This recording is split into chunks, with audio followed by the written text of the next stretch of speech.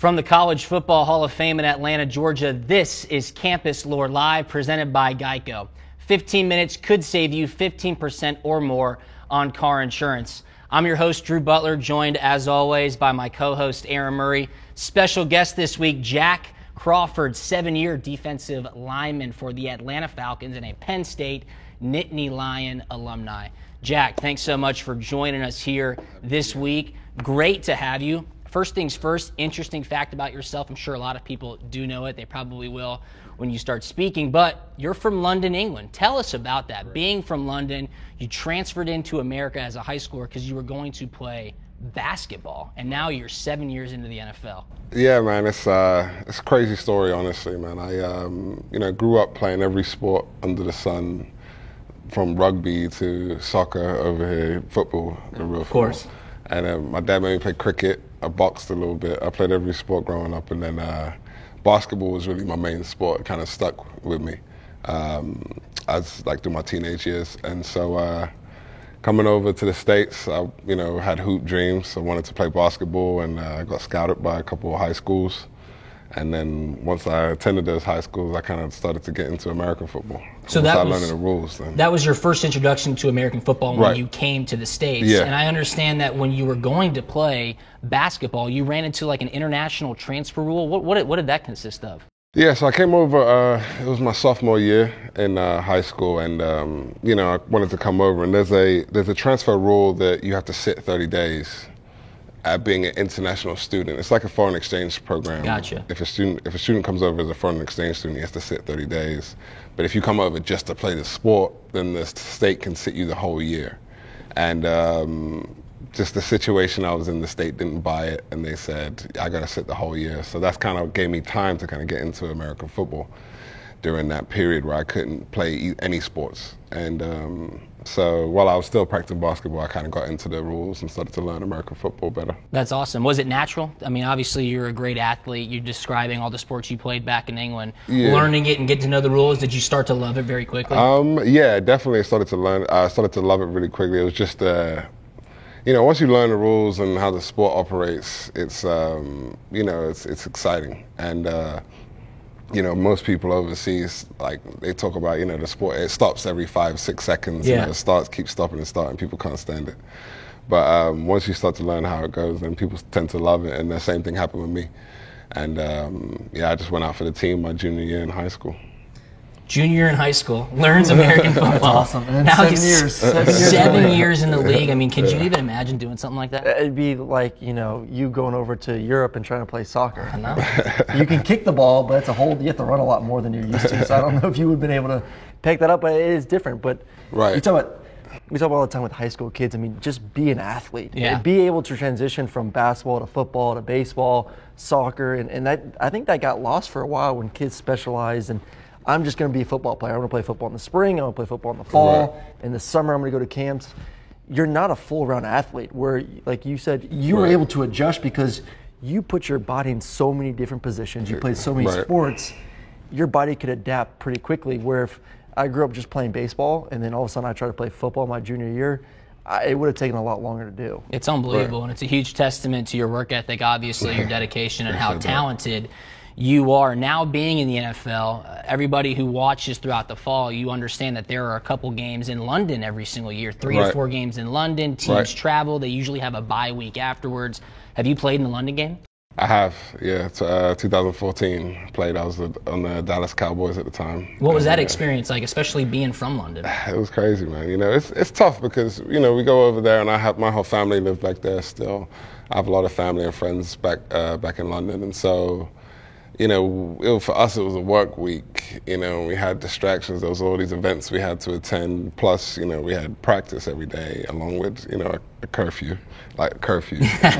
And then, so for me to try and balance everything in that week was it was pretty hectic. Plus, with the tickets, buying every ticket that game, I didn't really make any money that game. Pretty much lost money. But, it was an unforgettable experience.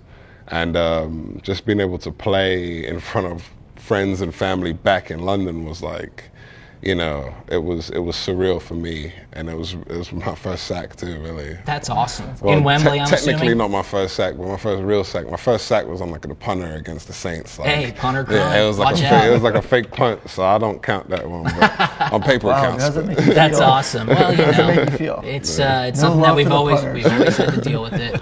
We will definitely continue onwards, though. Do you think Yeah. it's even possible, though? Because the NFL, it seems like maybe they're positioning to put a team in London full time. Is that even possible? You did the logistics of it. You traveled from Right. Dallas all the way over to London. Right, Then you right. came back. I mean, that's a tough ask for 8 teams out of the year. Yeah, it's tough, man. I've honestly, you know, when people ever asked me about it before, I think just the logistics side would be tough. Just the small things that you would never, you know, you would know, but the small things that go into it, just like paying people, Yeah. drafting people from colleges, having, you know, there's so many factors that go in that now you're drafting a kid from Alabama to London. Yeah, for sure. It's like the what they would have to deal with would be so much greater than anybody who's drafted, you know, domestically.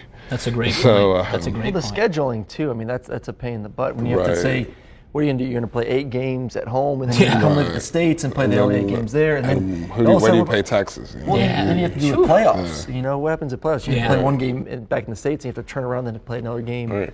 back in London, possibly. It's just And you get I don't paid. know.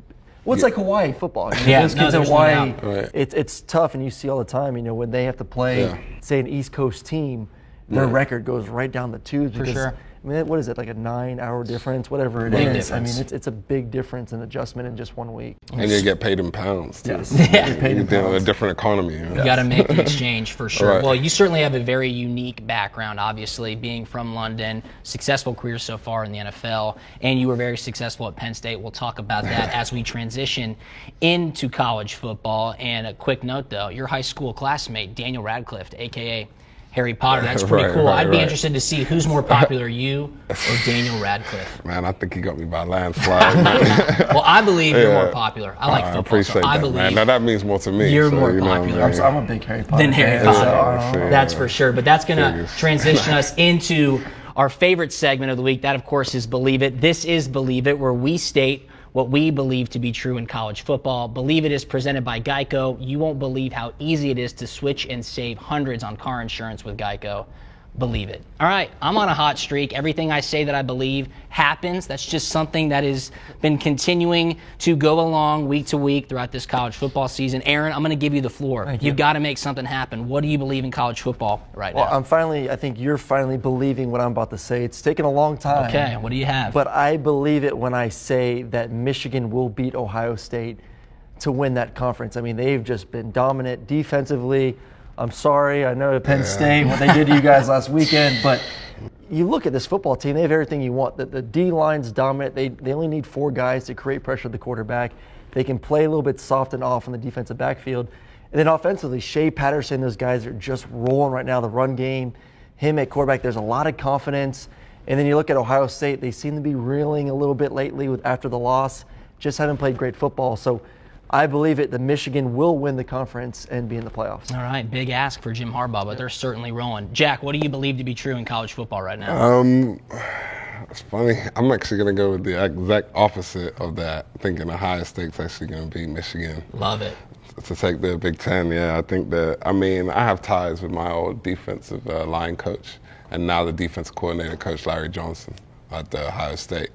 And so, you know, I guess in the back of deep down, I've always kind of wanted him to succeed, you know, and so even though there are rivals that, you know. This isn't an emotional pick after what happened last week, is it? It's A not little because bit, you're a little upset 'cause Michigan just put a whooping on Penn State. Right, a little bit. I want someone to get him back. I like that pick, though. That's a bold pick, and it's something that's going to be a huge game come the final week of the regular season when Ohio State hosts Michigan in the big game. I know all of us will be certainly fired up for that one. What I believe, though, in college football, I believe it when I say, and this probably won't happen, but if it does, believe it when I say that if Alabama slips up once, they will be in the college football playoff. If, for whatever reason, they lose to Georgia in the SEC championship game, and that's their only loss, I'm sorry, Michigan, even if you win the Big Ten, and I'm sorry, Notre Dame, even if you finish undefeated.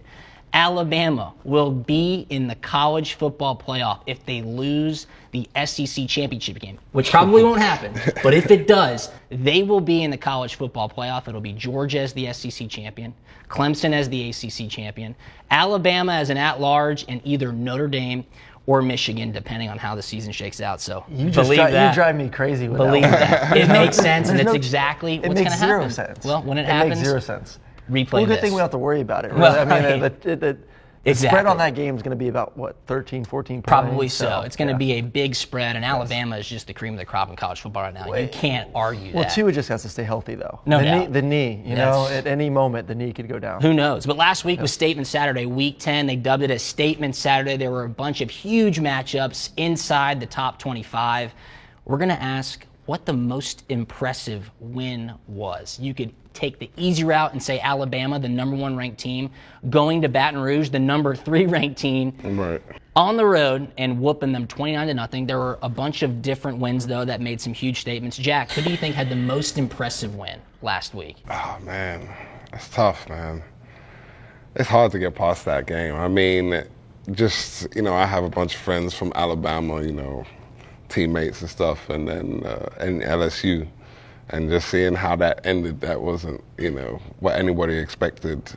But then again, I mean, you look at Alabama, I mean, they have a formula. They're just above every other, it's like they have a cheat code for the NCAA that, yeah, man, it's hard to get past that. I mean, they the pretty right much answer. embarrassed. It is what it is, They yeah. embarrassed the whole ranking system. No question. It's a number 3 team at home. I mean, It's like it's embarrassing. It yeah. really is incredible what they did. You got to look at your team, though, Michigan. I mean, I'm sorry, Jack, but they pounded Penn State 42-7. Yeah. Well, and that's my biggest because we knew Alabama going into that game. I mean, they still were a better team than LSU.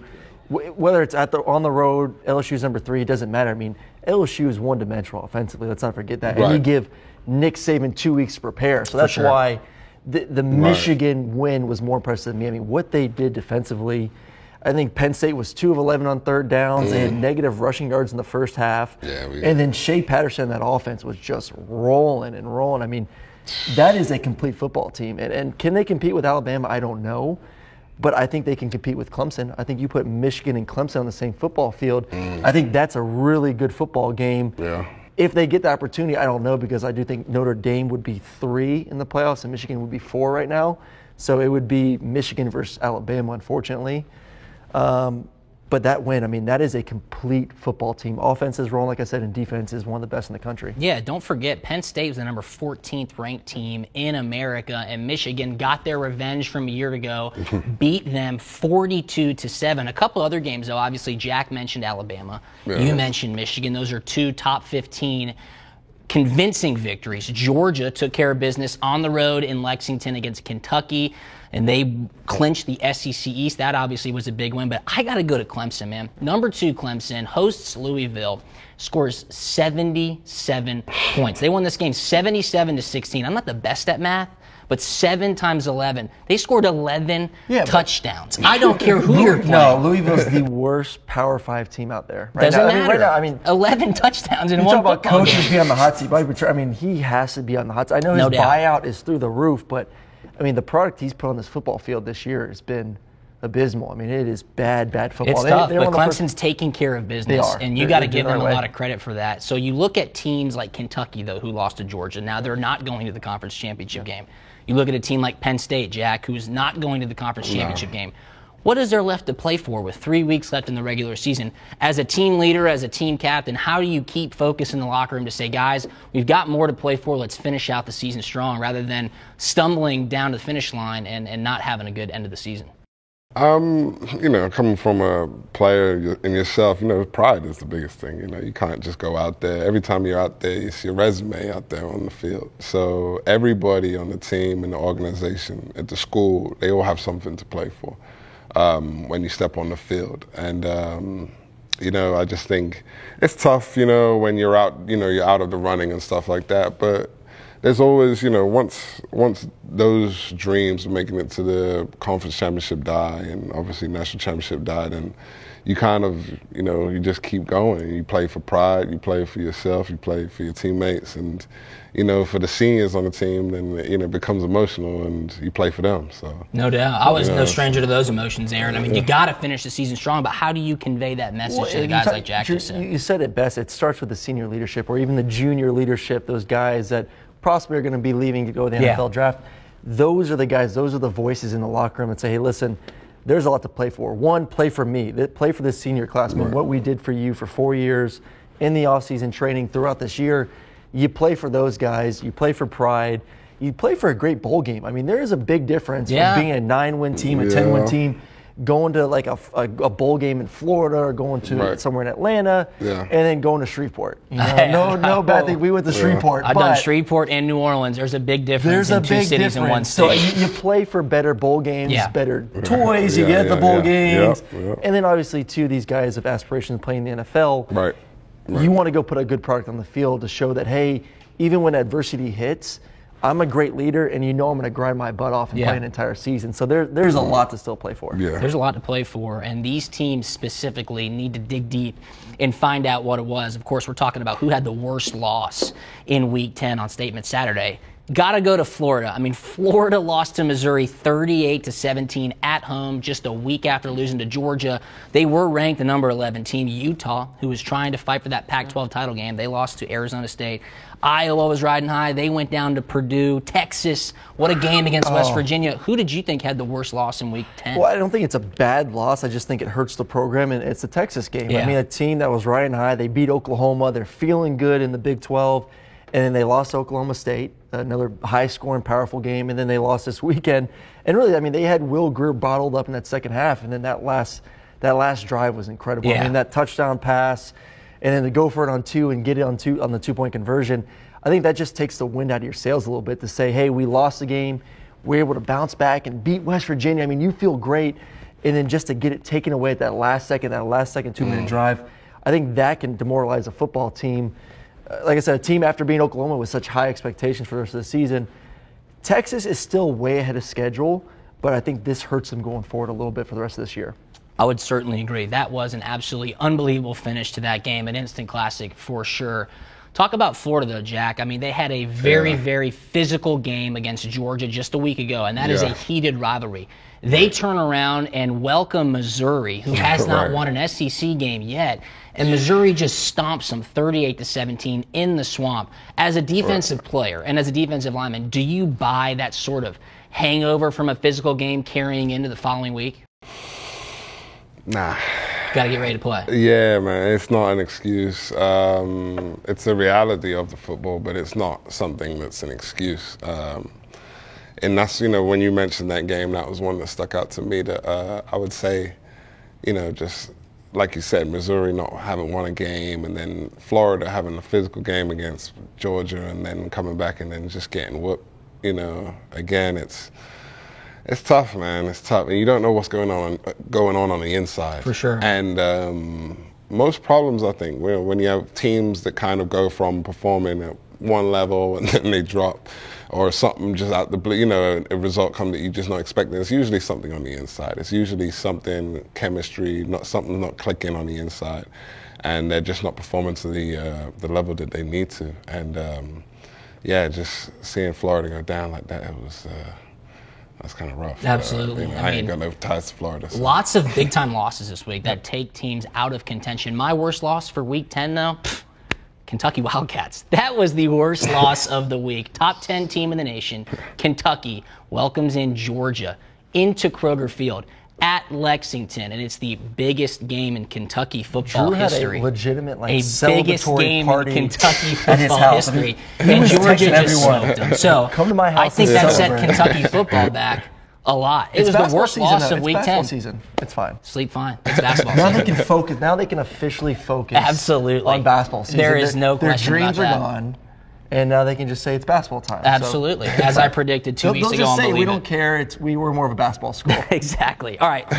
Teams lose. Yes. End of the season nears. Coaches get put Yes. on the hot seat. And obviously, DJ Durkin was the first coach to get fired. His was a bit off the field rather than on the field performance. And of course, Kansas fired their head coach, David Beatty, who is just 6-39 through 4 seasons. Aaron, you mentioned it earlier in the show, though. Bobby Petrino. Talking about a guy like Larry Fedora at North Carolina. What about Gus Malzahn at Auburn? Jack, do you think Auburn would buy out Gus Malzahn for $38 million after going to the conference championship game just a year ago? Nah, I mean, it doesn't make sense. It doesn't make sense. I mean, sometimes, there's variables when it comes to teams and what happens and the outcomes of what happens, as a coaching staff and stuff like that. And I just think that, to buy him out for that is just crazy. It's a lot of money. Yeah. And then also, you have to look at their schedule. I think you look at, obviously, when the SEC added A&M and Missouri, then all of a sudden Auburn gets kind of screwed a little bit every other year because you have to play at Georgia and you have to play at Alabama. So I think expectations heading into the season weren't as high.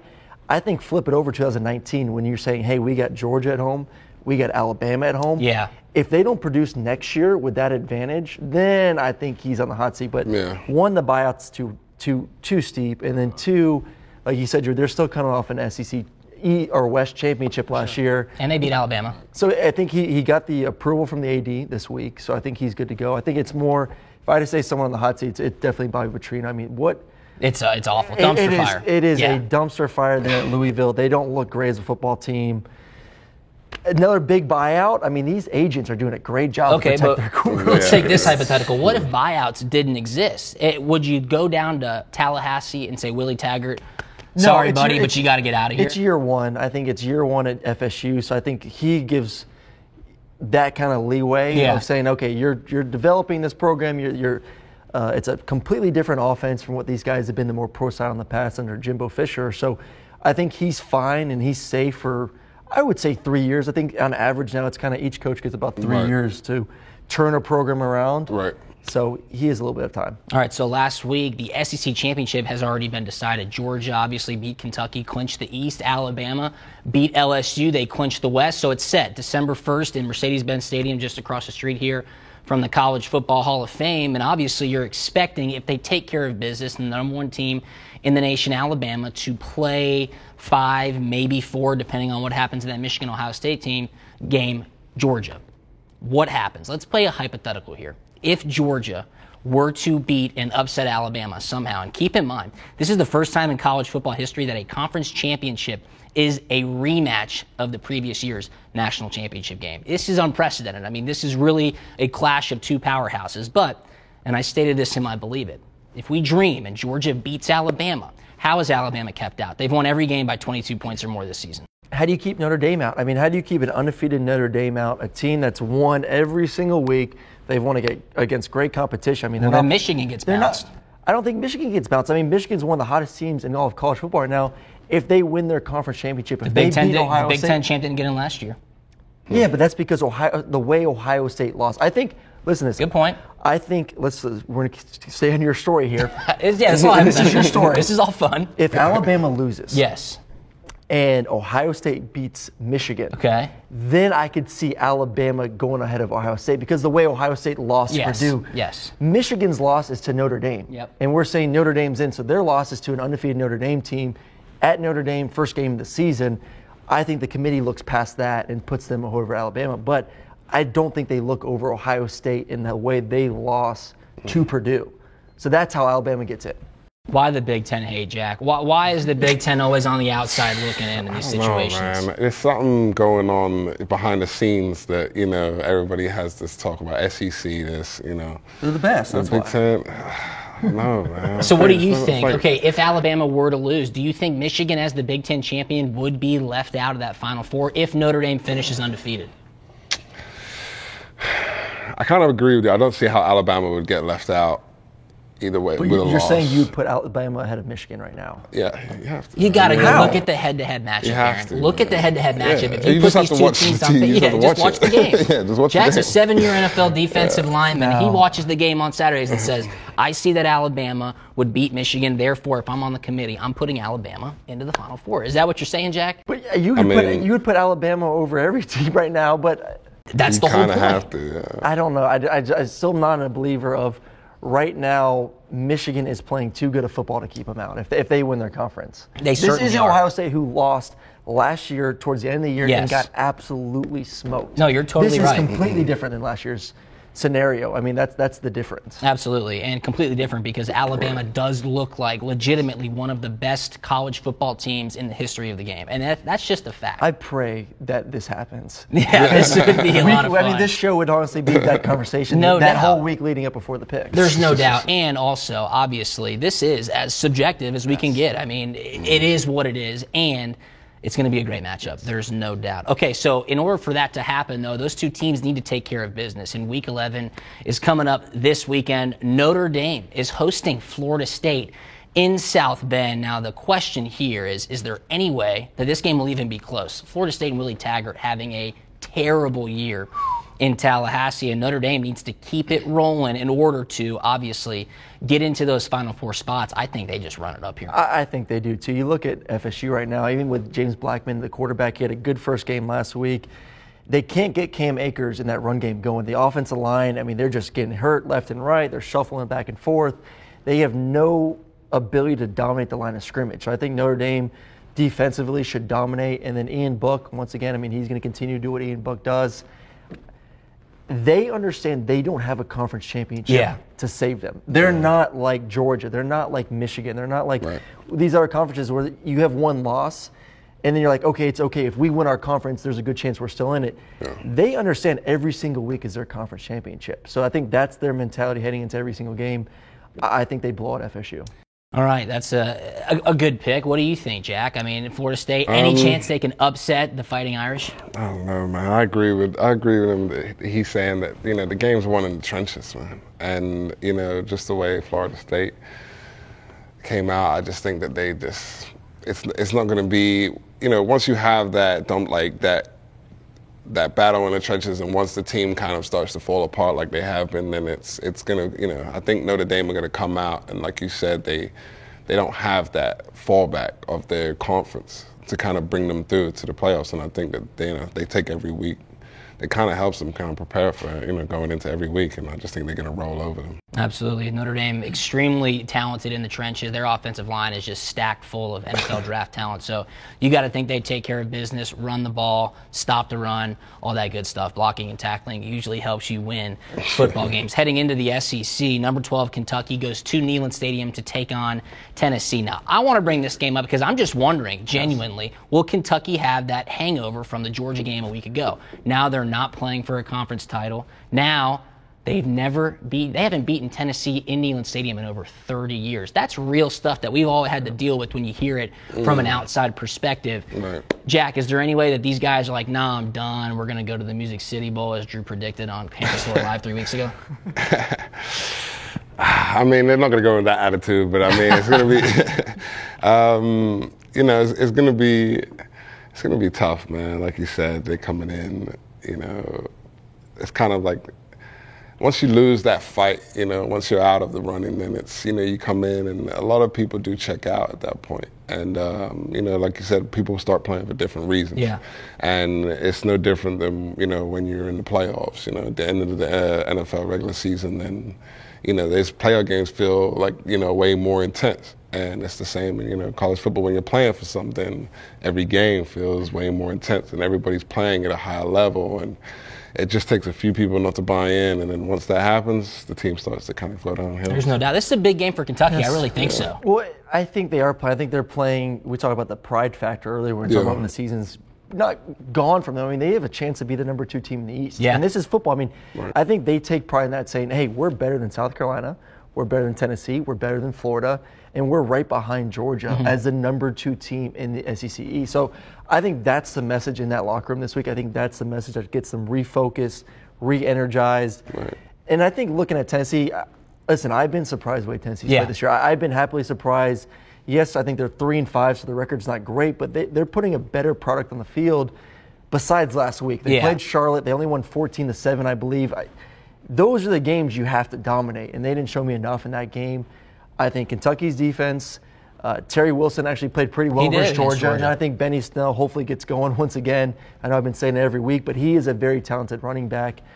they are a better football team than Tennessee. And like I said, I still think they believe there's a lot to play for right now in that locker room. I agree. And I think Tennessee, on the flip side, though, has a lot to play for, too. They're trying to get bowl eligible, and they're going to play Vanderbilt at the end of the season, which has been a tougher game for them the past couple of years. But Jeremy Pruitt has a legitimate opportunity to beat 2 top 25 teams. They beat Auburn at Auburn about 3 weeks ago. And if they can knock off Kentucky at home, I feel like the fan base will buy into Tennessee. They've been playing inconsistent, but that's expected from a first-year coaching regime. I think just based off the fact that Kentucky's offense isn't as consistent either, this will be a low-scoring game, and look for Tennessee to get that home field advantage and get a victory. Heading into the Big Ten, Jack, something that you're extremely familiar with, number 8 Ohio State is going to Michigan State. Speaking of inconsistent teams, Michigan State, they're good one week. They don't perform that well the next. What's East Lansing like? And what's this rivalry like? Because these two teams have had pretty good battles the past few years. Right. Yeah, it's tough, man. Yeah, anytime you're going into Michigan State, East Lansing, it's tough, man. That's a tough environment to play in. They always come ready. You know, you're going to get their best anytime you go there, and it's going to be cold. Tell me what the cold weather is like, especially with an 11 a.m. kickoff, because obviously it's fall. It's right before Thanksgiving, so that weather's starting to turn. And in the Big Ten, 11 a.m. kickoffs, I mean, that's pretty much every other week. Man, yeah, it's tough, you know, because you have to wake up ready to go. And, you know, that cold weather just makes everything feel worse. I mean, you know, it's receivers, it's hard to catch the ball, you know, everybody gets tighter, you know, the moment you're off the field and the defense come in or the offense, you know, come in and you're sitting on the sideline just freezing. So it's, you know, it's tough. That's always a factor. And, you know, you take that when you're, you know, on the field, you just kind of have to play through the elements. And some teams handle it better than others. So, you know, it's nothing new for both of these teams. They're familiar with each other. They know what to expect. They played each other, you know, time and time again. So Ohio State know that going into Michigan State is always going to be a tough environment. Absolutely. Anyway, Ohio State, can you get back on track? I mean, they won last week against Nebraska, but it wasn't pretty. No, it has been pretty this whole month, or this past month of football, these past 4 games for Ohio State. I mean, they haven't looked like the dominant Ohio State team because, listen, they have the talent. I mean, Dwayne Haskins, that offense, the skill, the defense, they should be putting a better product on the field right now, and they're just not. So Yeah.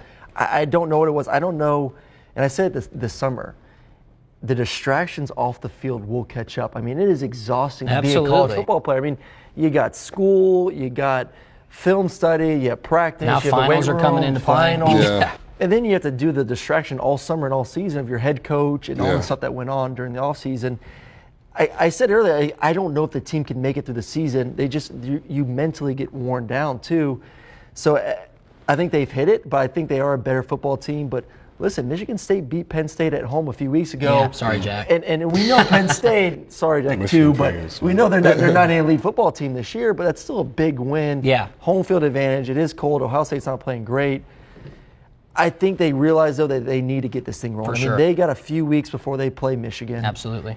They got to just start playing better football. They got to get some confidence because if they keep playing like this, Michigan can roll right through them, which would be pretty embarrassing. So I like Ohio State. Like I said, they do have the personnel, and I think they can push it through. Absolutely. They've got all of their goals right in front of them. So I agree with you. They're going to get this thing right before the big game against Michigan. Keep in mind, that game is in Columbus, right? Yeah, Yes, it is in Columbus. So they know that in order to set up all their possibilities in the postseason, they've got to get it right and get it right fast. So expect Ohio State to win in East Lansing this week. Heading back into the SEC, number 1 Alabama, going to go on the road. They're going to Starkville to play Mississippi State.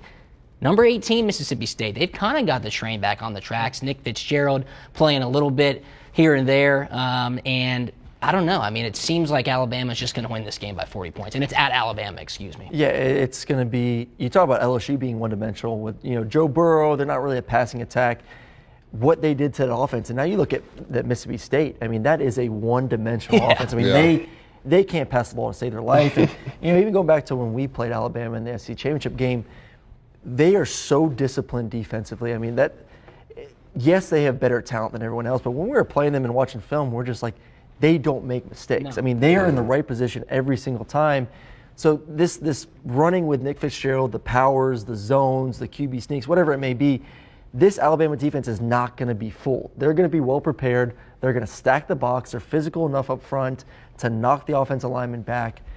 This could be ugly. This could be another 3. We saw Fitzgerald versus LSU throw 3 or 4 picks. Yeah. This could be the same thing once again this week.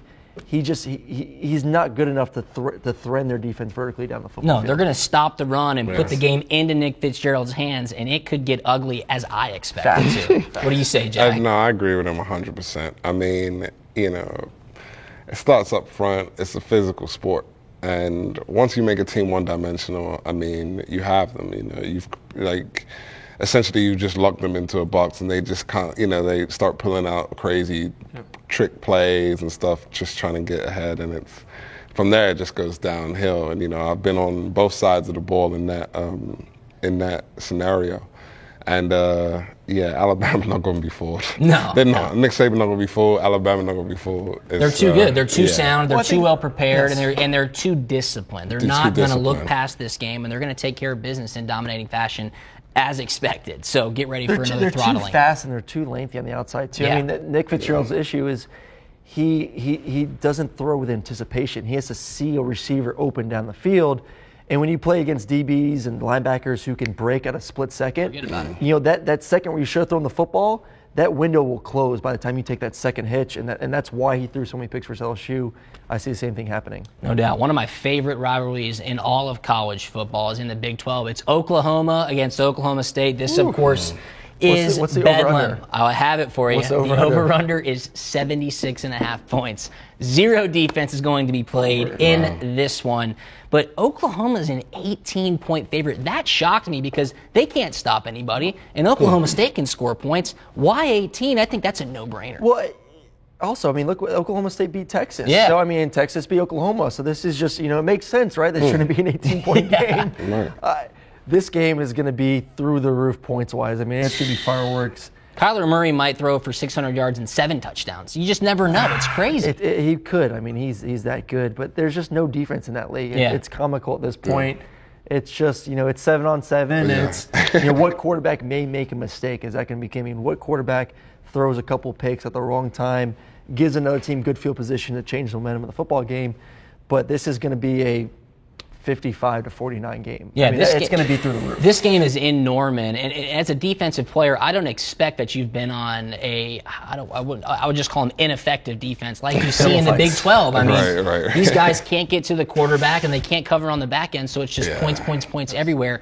What is that like going into a game like knowing that you're probably going to give up 45 to 50 points? I mean, luckily I don't really have an idea what that's like. Good for you. Knowing that. That's why you're still in the NFL. Right. Yeah. No, it's definitely Big Ten defense. Definitely a little bit different than that. But I'm still thinking about the 18-point spread. I kind of understand why it's 18 points, and like how they came up with that There's no number defense. So yeah, I mean, it's just going to be points everywhere. and especially just with how the teams have been playing so far, and then the records like you said, Oklahoma State, they beat Texas, and Texas beat Oklahoma.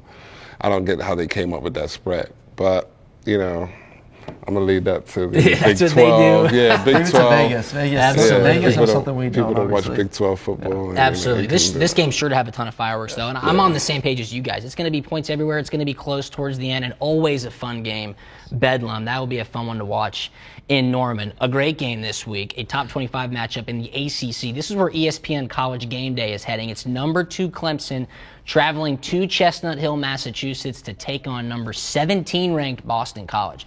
Boston College having a sneaky, decent 2018 season. This is a night game. It's an 8 p.m. kickoff. And my research department tells me the kickoff temperature is going to be 31 degrees. I got on my notes right here. There you go. 32 degrees. Oh, 32 my research degrees. department says 31. Yeah, So what's the deal here? I mean, Clemson obviously rolling through the ACC. They play in Death Valley in Clemson, obviously hot and humid down there. I think, and we talk about a school like Vanderbilt and an atmosphere like Vanderbilt, this is one of those atmospheres that you just get sucked into, and it's smaller, but it's intimate, but impactful. Yeah, but Vandy, those fans that show up don't believe they're going to win. Yeah, I very think true. I think BC, you said they're having a great year. There'll be a lot of energy in that stadium at least. Vandy, you go there, it's kind of just, you don't have to play there.